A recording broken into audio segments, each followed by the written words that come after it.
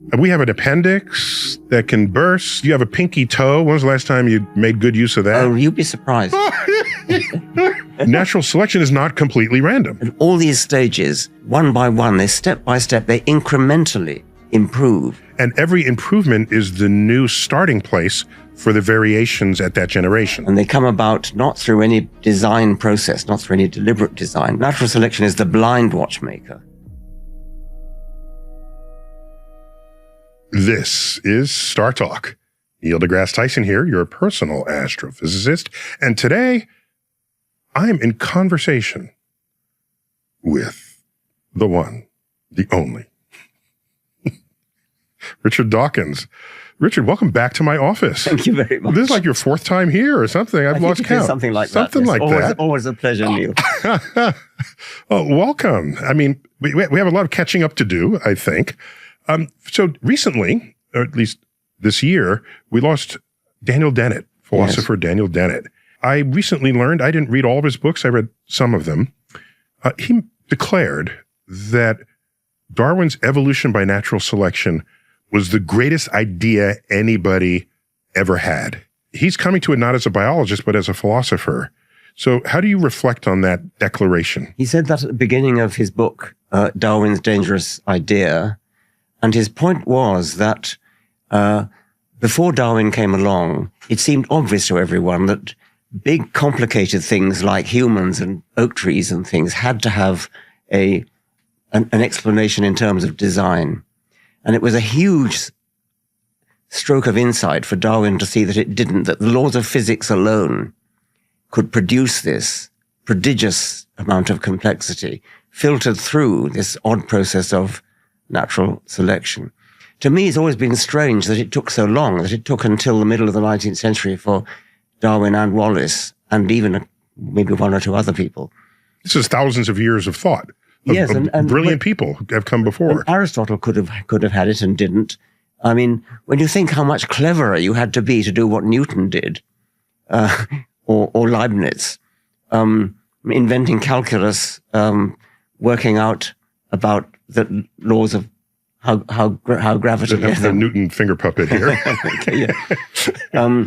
You'd think that somebody would have tumbled to evolution by natural selection before the middle of the 19th century, yet they didn't. And so that's an astonishing thing, and it needs an explanation. Did Daniel Dennett explain why it took that long? And if he didn't, what would be your explanation? I don't remember whether he did. Well, first of all, Ernst Mayr, the great, he was here, I think. Here at the American Museum of Natural History. He thought it was because of essentialism. He thought that because of Aristotle and Plato, who thought that just because they thought like geometers, I mean, a right-angled triangle is a kind of perfect form sort of hanging out there. And they thought that the perfect rabbit, the perfect rhinoceros was hanging out there just like a right-angled triangle. So you couldn't imagine how a rabbit could turn into anything different. That was his explanation. That wouldn't be mine. I mean, I think it's just that.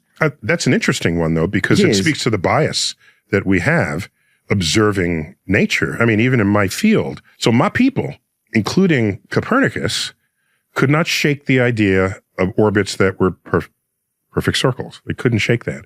Why would God design a universe with a shape that wasn't geometrically perfect? So even Copernicus, putting the sun back in the middle of the known universe, had circular orbits.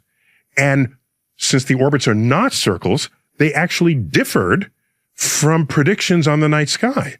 So that was a problem at the time. It's like Copernicus, this might work, but it still doesn't fit.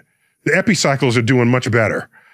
And so it wasn't instantly taken up, including the resistance, the church resistance, of course. Of course, yes. Earth wasn't in the middle anymore. Our counterpart to what I think you're describing is the urge to try to presume nature was perfect and then account for it with everything we know that is. Going back to why it took so long and the idea of the perfect rabbit, the perfect rhinoceros, the perfect horse, in a way that's a bit silly because if you want to look at, I mean, a population of rabbits is pretty variable.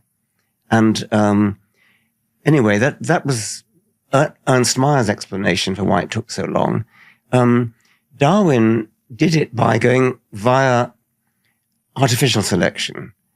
everybody knew, farmers knew, horticulturalists knew, gardeners knew that you could change a rose, you could change a cabbage by just breeding. And really Darwin's insight was say you don't actually need a breeder. You don't need a human to do the breeding. Nature does it for you. Survival does it for you. It's not that difficult. I mean, it doesn't require any sort of higher mathematics or anything.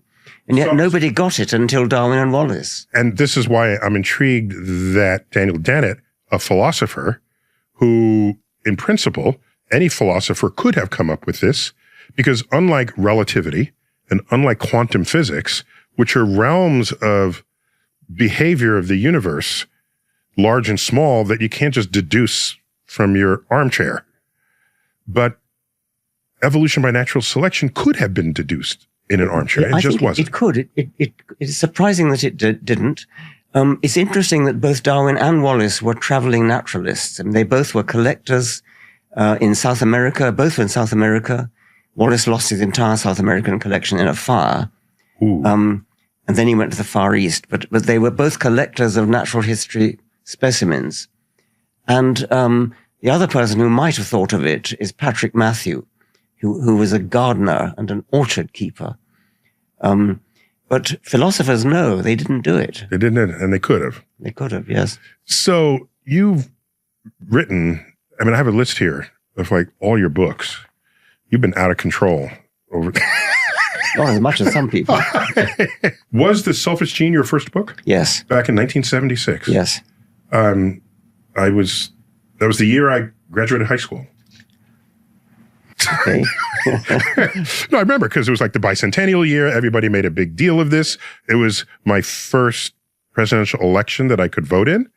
And I voted for Jimmy Carter. And I got to tell him this so cliched line. But when I met him, I said, "You were my first president that I voted for." And it was 1 month after my birthday, I got to vote for him. So I thought I'd have a short exercise here. I'm going to mention your books. Could you just tell me what your favorite bit of that book was that you were communicating with the reader, if I may? So start off, The Selfish Gene. Natural selection chooses between genes. Genes are the only thing, the information contained in genes. Digital information is the only thing that goes from generation to generation. That which survives is information, digital information. Some genes survive better than others. We, the bodies, we, the animals, we, the plants, are just the machines that are there to preserve the genes that ride inside us. Whoa. Okay. So that reminds me of how I describe your gut bacteria. I say, people want to think they're like top of the world. And I say, all you are to those bacteria is a darkened vessel of anaerobic fecal matter. That's right.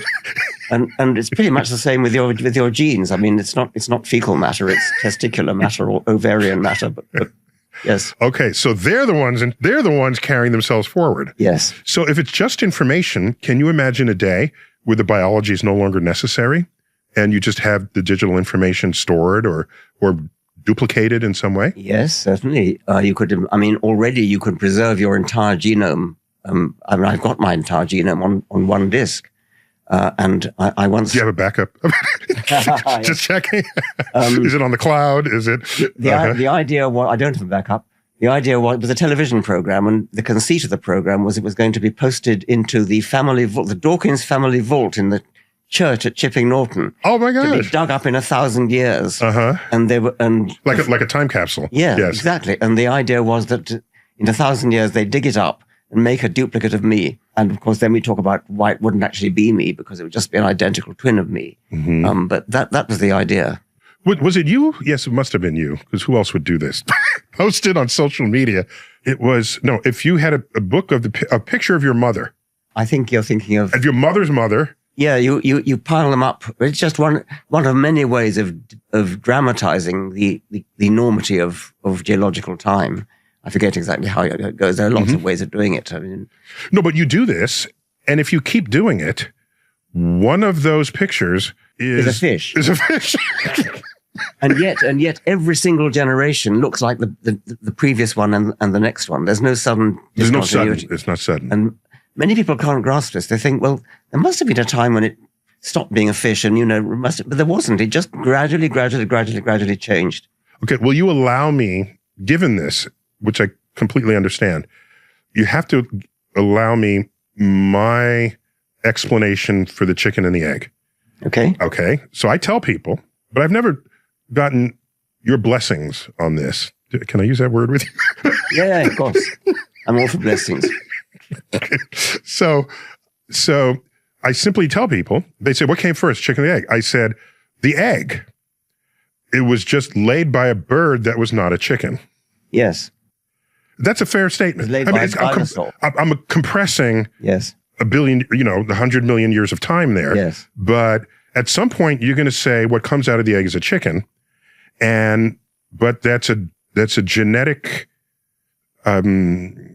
alteration from the previous generation. But there never was a moment when a bird that was not a chicken gave rise to a chicken. It never was. Of course. So this is a very compressed, it's a shorthand for what you just said with the book of your ancestors, going back to the fish. Yes. I once had a letter from a lawyer who said, roughly speaking, evolution can't be true because a species is defined as members can always interbreed with each other. And you can't imagine that there was a time when child generation was incapable of breeding with the previous generation. Of course, you couldn't. But he thought that meant that somehow evolution was invalid. He couldn't grasp that everything was specially created. Everything is, it's a gradual process all the way through. And as you step back through your ancestors, they become slightly less like a human, but you never notice it as you walk past them. If you imagine... I want to see a fish. It's just funny. So you skip ahead and there's a fish. You say, that's my parent. Yes. It's a little freaky for people. But you got to appreciate... As you walk along the generations, you'd never see them getting more fish-like. It would just be so gradual, you would never notice it. Because generations are only 30, 40 years, and we're talking billions. Yes, that's right. You needed deep time for evolution to do what it needed to do. Even in the 19th century, my people, the most we were going to give you as a biologist or even the geologist was 10 million years, 20 million at tops. We didn't know about energy contained inside the nucleus of the atom yet. Nuclear energy, which is how the sun makes fuel. We didn't know that at the time. So the best we could do was say it was a lump of coal. Charles Darwin's son George, was one of the people who pointed out eventually that nuclear energy could do the trick. Oh. Nice little... Okay, thank him for him. Which of the Darwins explained tides for the first time? Probably George, I'm not sure. It was a Darwin. Yes. And Newton and Galileo did not understand tides. It was, even though they had all the gravity necessary to account for it. There's a subtle point with tides where if you look at any textbook, it'll have like the moon and Earth, and it'll have a tidal bulge pointing towards the moon. Yes, that's wrong. It's wrong. Yes. The moon would want that to happen, but that's not how it is. Yes. The tidal bulge is in advance of the moon in its orbit. Yes. Okay. And that's Earth's rotation pushing the tides ahead of the moon. And it's that interaction that has remarkable consequences. The moon is slowing down Earth's rotation. And Earth already slowed down the moon's rotation, so it's tidally locked to us. We'll one day be tidally locked. We'll be double tidally locked. And when that happens, then the tides will line up because we'll not be pushing it ahead of the moon. So somebody had to figure all that out. Yes. That was another Darwin. Thank you for your Darwins.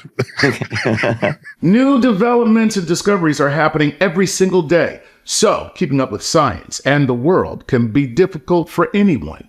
Misinformation spreads online at the speed of light, and trusted news outlets report on the same story differently.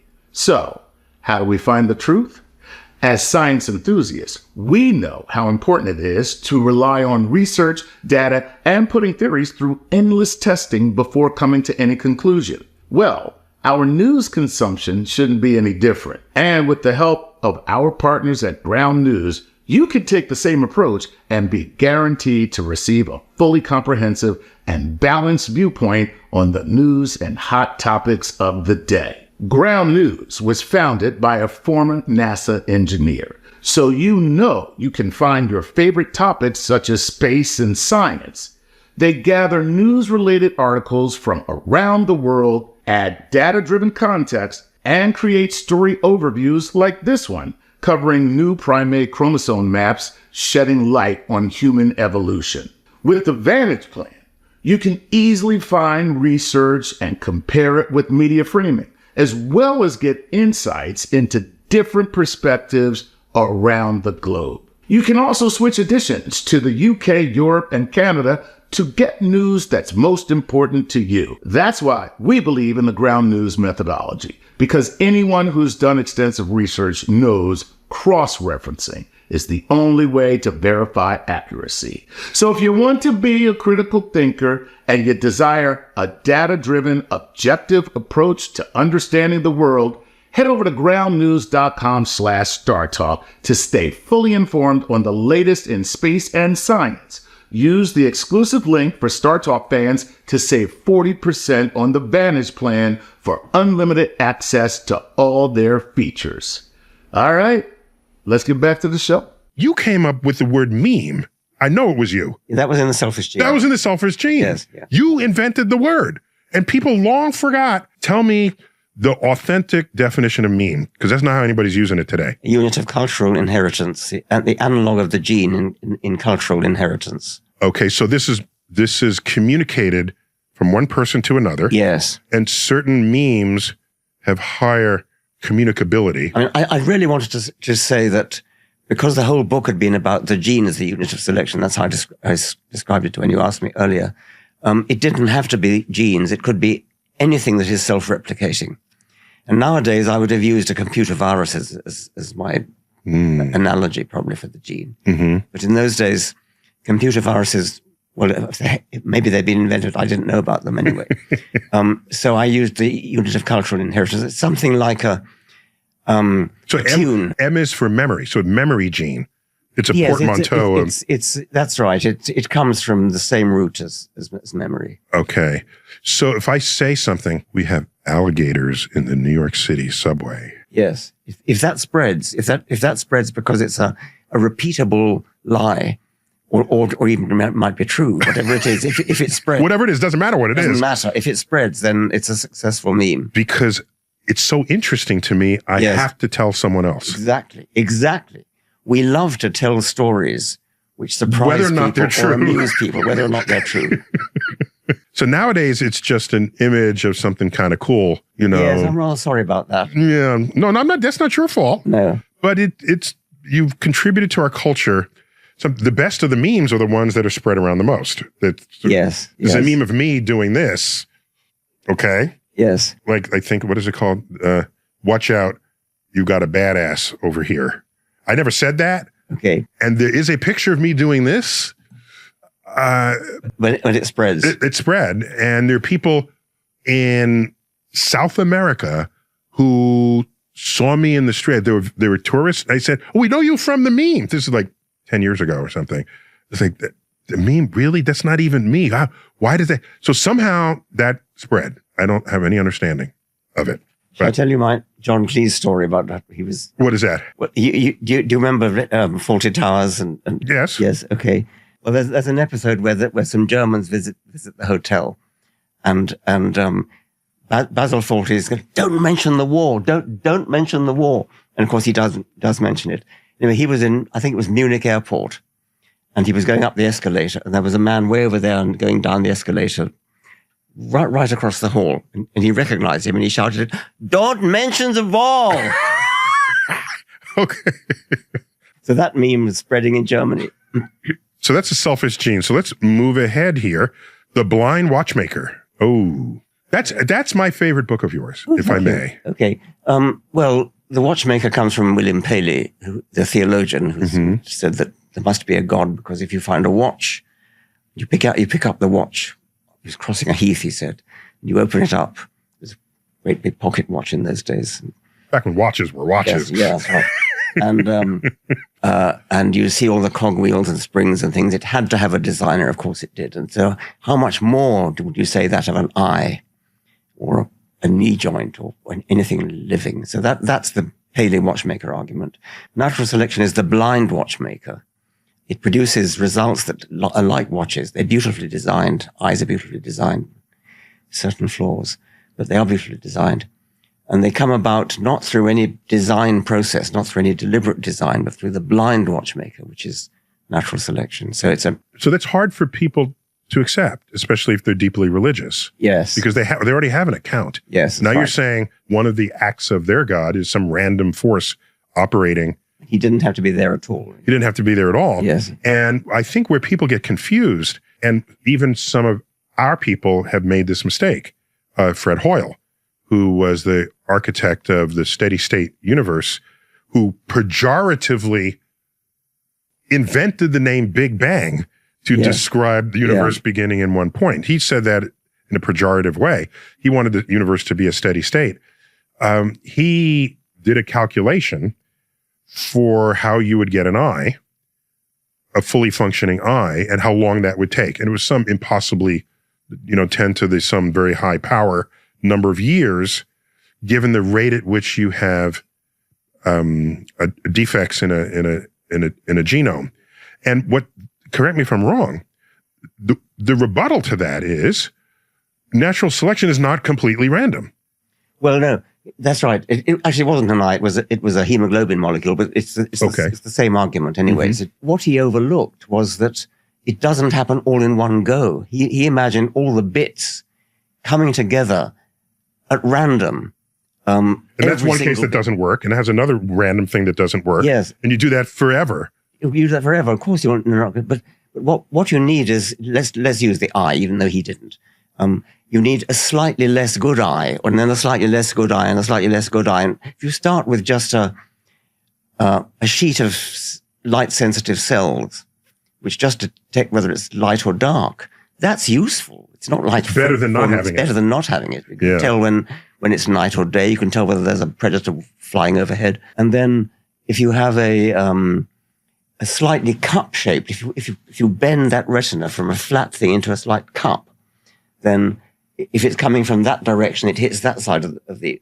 We are on video, aren't we? Yes. And so you get, it's not an image, but it gives a slight directionality. And then you close up and you start to get a pinhole camera. It's a very crude, it's out of focus, but it's sort of an image. And then you need a little bit of transparent gunk in there. It's not a proper lens, but it does something like a lens. And all these stages, one by one, they step by step, they incrementally improve. And every improvement is the new starting place for the variations at that generation. That's right, and then you get improvement. Because every generation is not starting from zero. That's right, yes. So The Blind Watchmaker, I just thought that was brilliantly written, and it was my benchmark for if I were to ever write a book for the public, I want to be this articulate. Oh, wow, that's high praise, Neil. I just want you to know that. Thank you for that. Okay, let the record show. Climbing Mount Improbable. Well, that's what we've just been talking about. Yes. Mount Improbable is... Just that metaphor. Describe it to me. It's a metaphor where you've got a mountain, you've got a sheer cliff, a vertical cliff, and on the top of the cliff is an eye.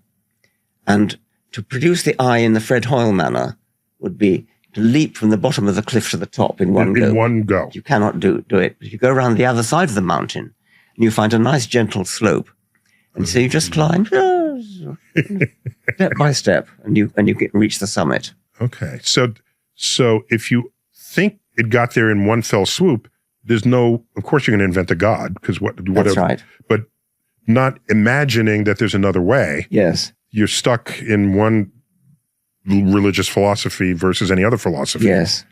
Okay. All right. Got that. And this one, much was written about unweaving the rainbow. So tell me about that. Okay. That was, we're up to 1998 now. Mm-hmm. That comes from Keats. I did not know that. Keats complained about Newton spoiling all the poetry of the rainbow by explaining it. And so my point was the point which you've made often enough, that actually there's far more poetry in really understanding the spectrum. So did I tell you this? Do you remember there was this, it was on YouTube, it was what's called Double Rainbow Guy. Have you ever seen this? No. Double Rainbow. You should check it out. Okay. Okay, this is now, back when social media was just people posting things. It wasn't the cesspool that it is today. Yes. So he was hiking somewhere. There's some guy, back when you needed a camcorder to take videos, not a cell phone. He's hiking in, was it Sierra Madres? I don't remember where. And you hear him sort of narrating oh, that's a nice cliff.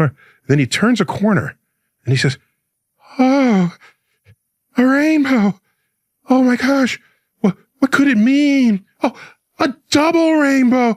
Oh my gosh. And he's tearing. You don't see him, but you can easily interpret just his emotions and his breath. And then he goes prostrate to the ground. Yes. And he can't contain himself. What does it mean? This is a sign. And so I felt bad doing this. You might be proud of me, but I felt bad doing this. I tweeted, I put a link to this video, and I said, this is how you behave if you've never studied physics. Yes. But I thought that was kind of mean. He's having his moment. Well, in a way, that's what Keats was doing. And that's to Newton. Yes, that's right. But anyway, I can cap your story in the opposite direction. I read a story about a woman in California. She had a lawn sprinkler, and she saw a rainbow in the lawn sprinkler, and she said, "What are they doing to our water supply?" That's funny. Oh my gosh. So I did not know that Keats had that to say about Newton, because Newton, he decoded the rainbow. Yes. That was his thing. It's what he did. One of his things. Oh, by the way, you mentioned how beautiful the eye is, even with some flaws. As an astrophysicist, when I would learn this very early, when I took classes here, actually, when I was in middle school at the Hayden Planetarium, that's when I learned about the entire electromagnetic spectrum, and that the visible part of the spectrum is tiny. Yes. It's not even a full octave. That's right. Of what's out there. And then I was just disappointed with my sight. I said, is this the best nature could give? X-rays. Is this, let me go back in line and see what else is there. And later on in Star Trek The Next Generation, there'd be a character called Geordi. He had a visor, VISOR, which was an acronym, Visual Instrument Sight Organ Replacement. And so early acronym days.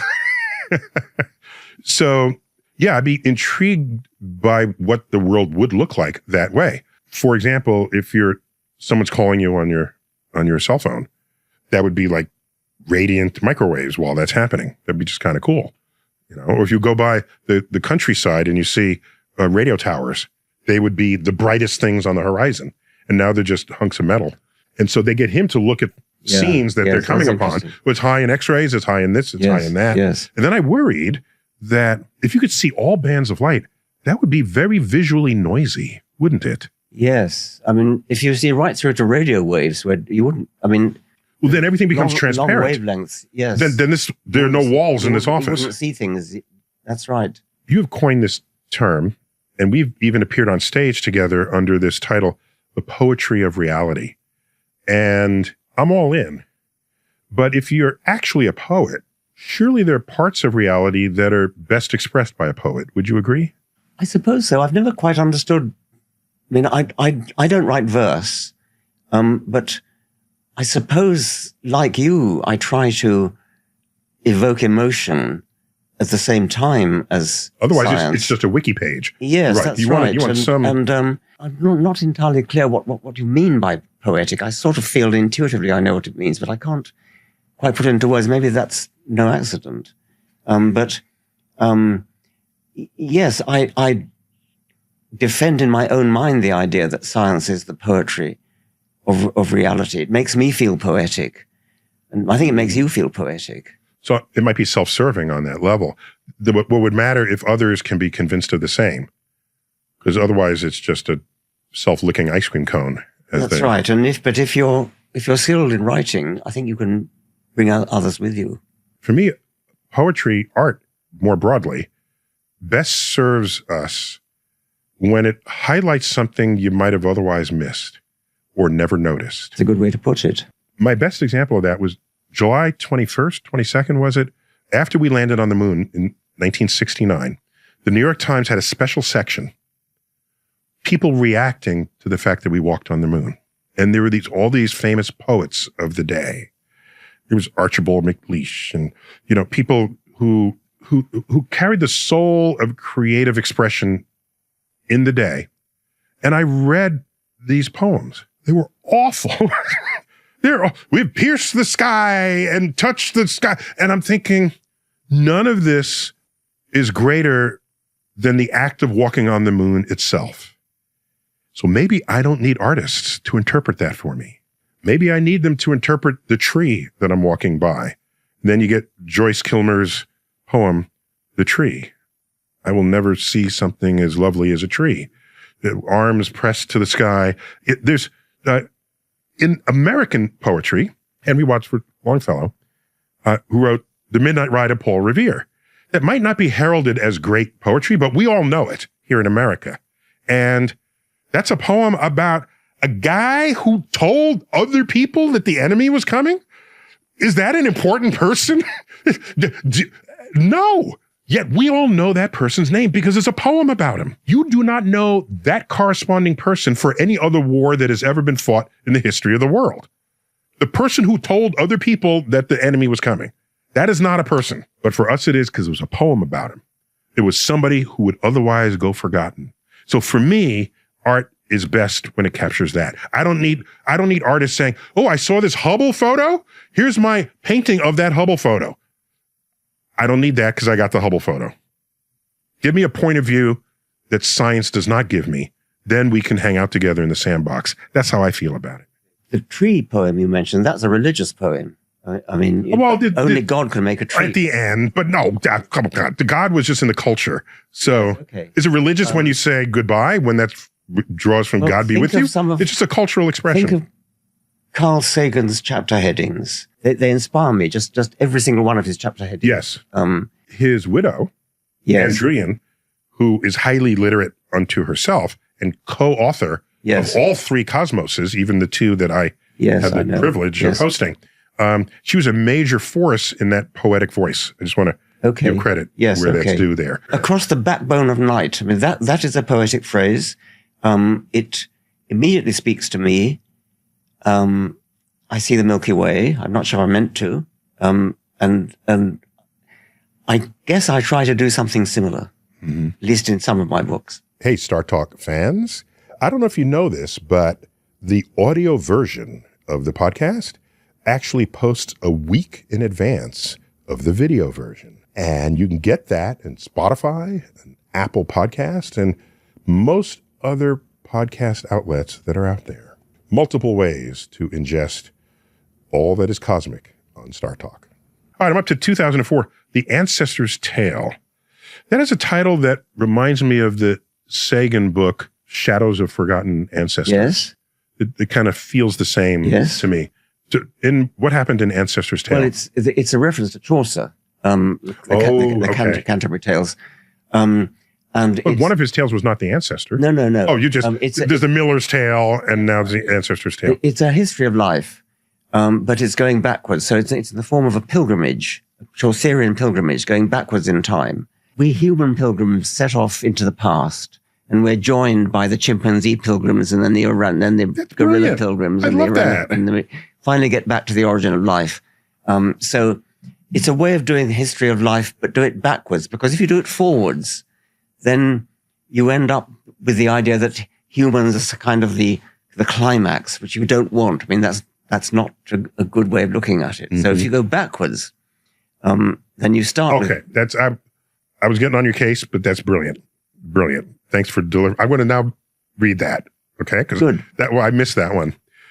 Here's one we all saw and know about, whether or not we read it, The God Delusion.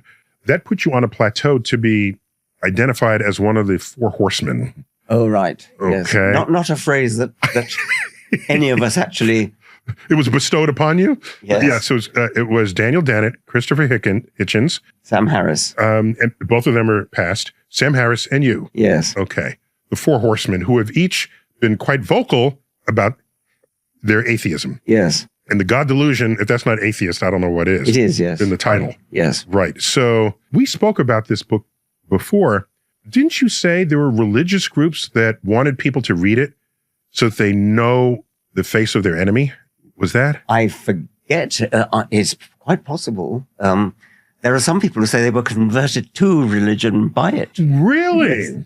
I'm not quite sure how they managed to get that, but it doesn't say much for my rhetorical skills.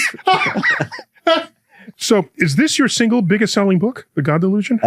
Yes, just about. Yes, Yeah. It was equal to The Selfish Gene, maybe. I've taken you to task on the very first day I met you, and I think it's worth repeating here. The first day I ever knew you.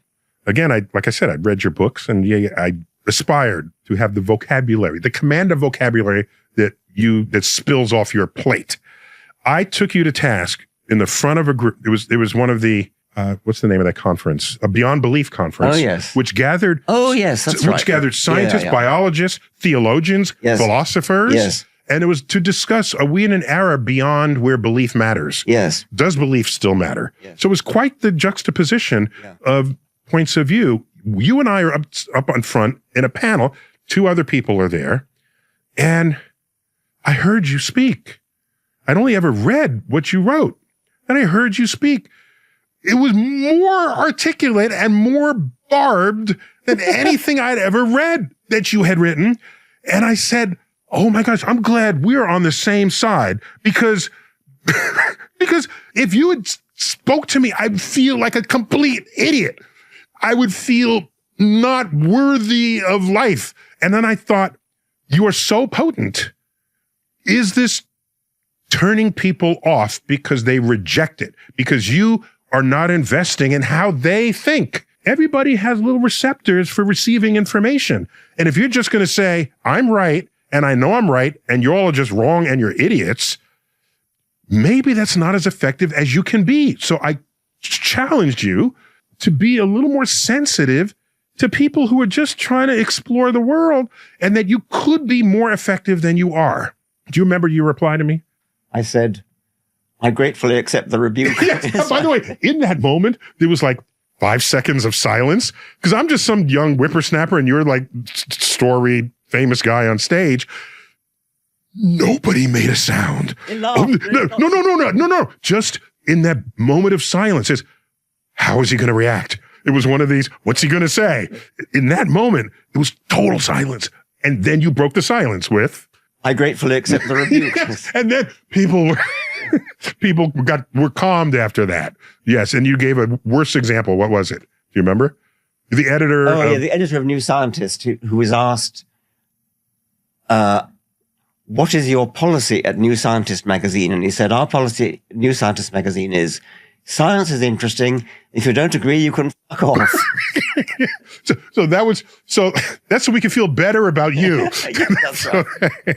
The Greatest Show on Earth, 2009, subtitled The Evidence for Evolution. Was that motivated because around that time, there was the rise of what they called intelligent design? Well, that had come before. I mean, this was, in a way, the Blind Watchmaker was a response to that. Yes, of course. But this was really to set out the evidence for evolution, which I hadn't really done before.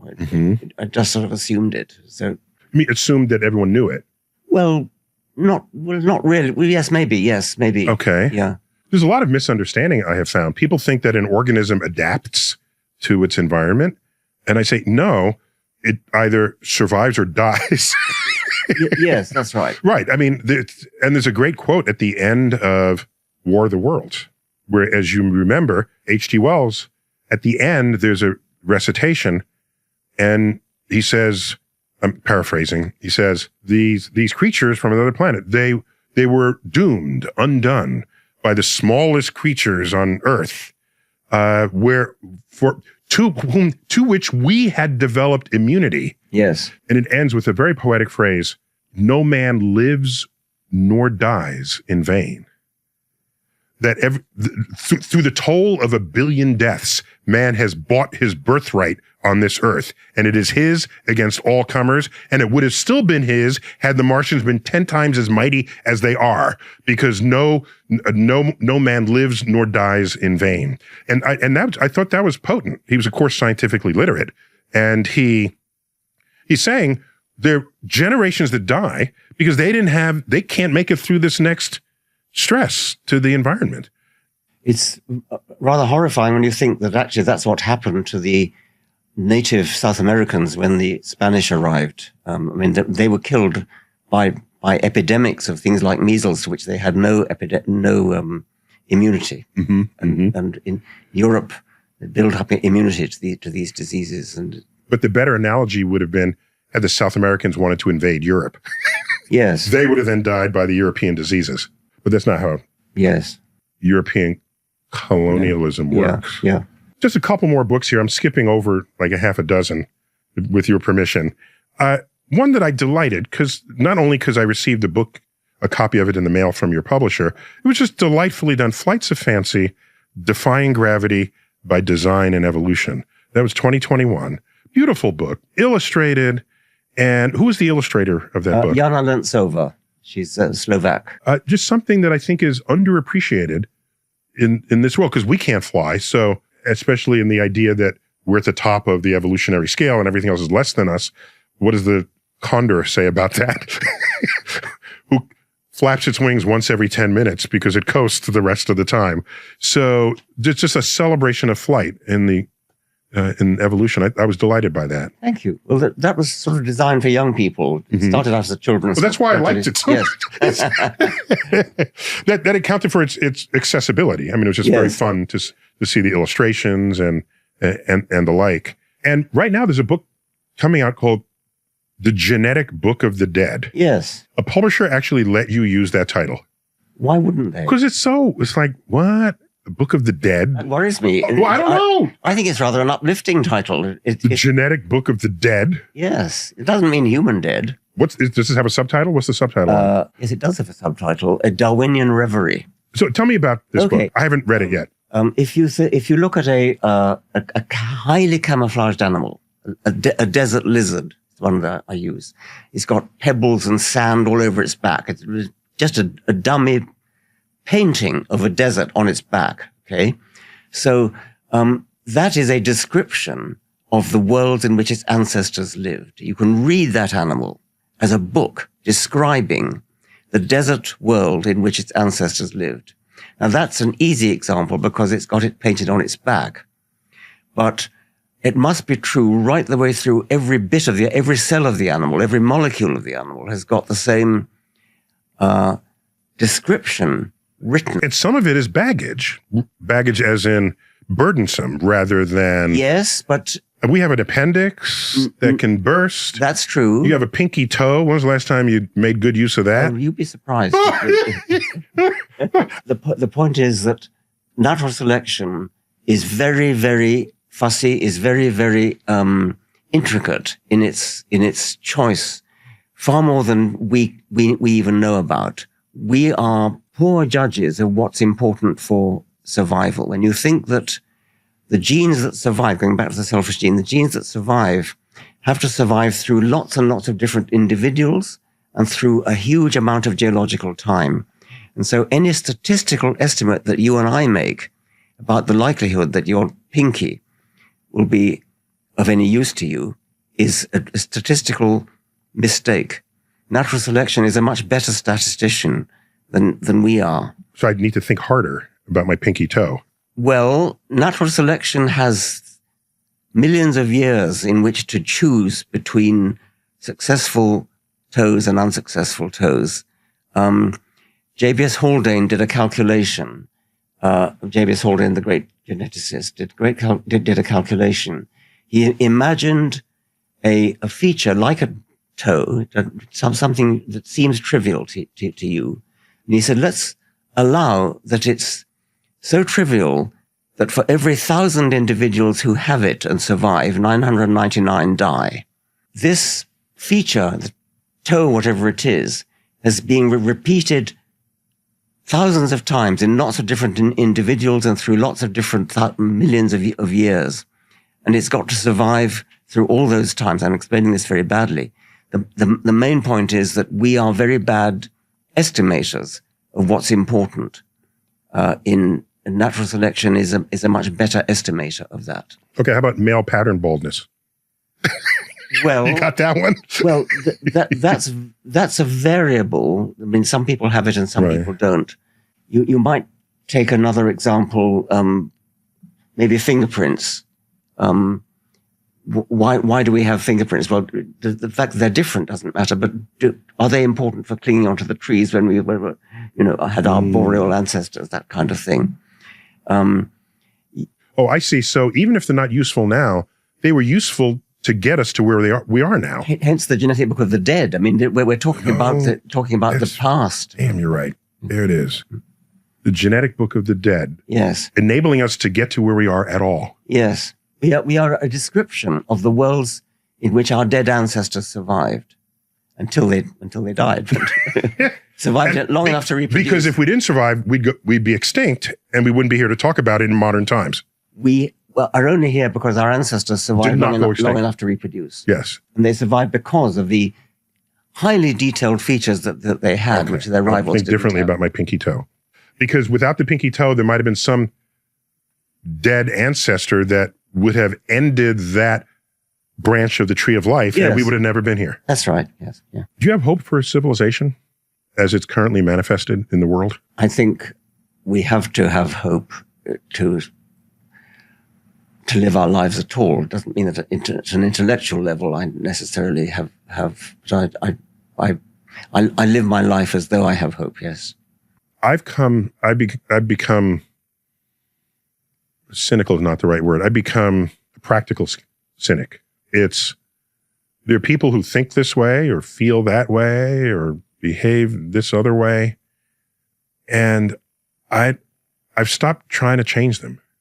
What I try to do is offer a way of looking at the world that maybe they'll take, maybe they won't. Maybe as an educator, it's my job to make this as tasty as possible. So that, hey, that's a good idea. I never thought about it that way. But otherwise, I just gave a presentation to a Christian school, K through 12. I talked about optics. And at the end, it was open Q&A, and they were 11th graders, and they started grilling me on science versus the Bible. And I said, I'm not here to stop you from being religious at all. Okay, we live in a country that protects your freedom to be religious, and you're in a private school. So the government is not going to come after you and say you have to get this out of the public coffers. I made that clear, but I didn't have the urge to try to convert them. And I get the sense that you've had this urge your entire life to convert people with no less zeal than a religious person, a religious evangelical religious person would have trying to convert people who are not that. Did I tell you? I didn't tell you this. We have a Big Bang Theater here.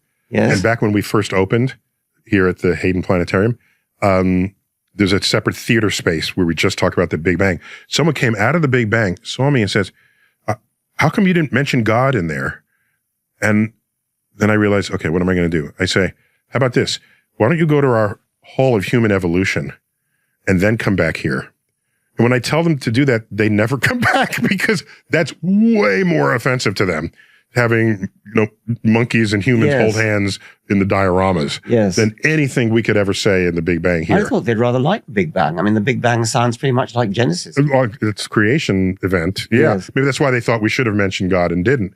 But I don't even have the conversation. I just send them over to your part of the museum. Yes. But I think you're being too pusillanimous. You shouldn't duck the question. Well, I don't duck it so much as sometimes I don't have the energy. Oh, that's different.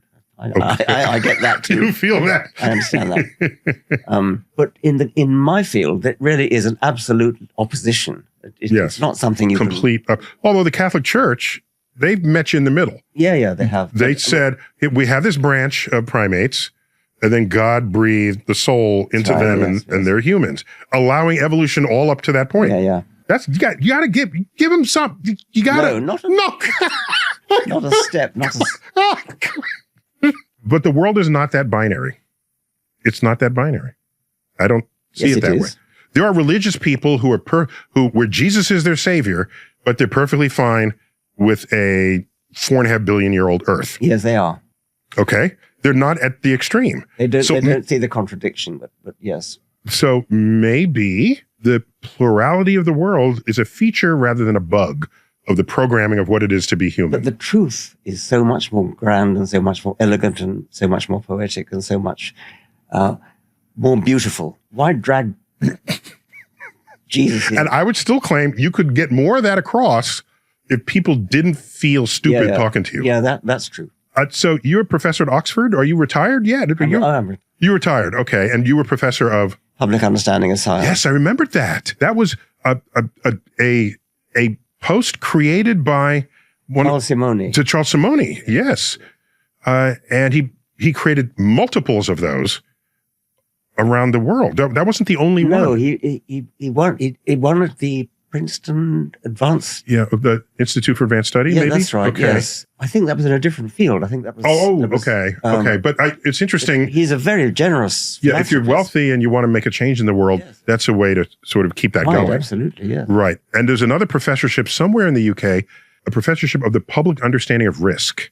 Oh, that's good. That's a professorship. And forgive me, I don't remember where, but I know that exists. Yes, that's good. And people have no way to judge or to think about that as a challenge in their lives. So that is a fascinating subject. I mean, people get so wrong. Yes. Even smart people get that wrong. Yes. People we would otherwise think should be smart. Yes. Don't get it. Well, Richard, it's been a delight as always. Thank you so much. Have you here. Let me just end this with some brief reflections. Those among us who are educated on a level where you can't just hold it in, you have to sort of share the knowledge, wisdom, insights one gleans from having committed your life to studying a subject and its related components. And Richard Dawkins is an example of that. Carl Sagan used to say, when you're in love, you want to tell the world. And were there 24 books on this list that I just read? This is Professor Dawkins can't contain his love, and he's got to share it for all those who seek a deeper understanding of life, not only their own lives, but the lives of everyone around them, and the lives of all that came before us, and the lives of all those yet to be born. But in there are messages of protecting our civilization, because without it, there will be no future lives to be born. And then what of our branch in the tree of life? We can't let the roaches and the rats take over after us. Help us. That is a cosmic perspective. Neil deGrasse Tyson here, your personal astrophysicist. As always, I bid you to keep looking up.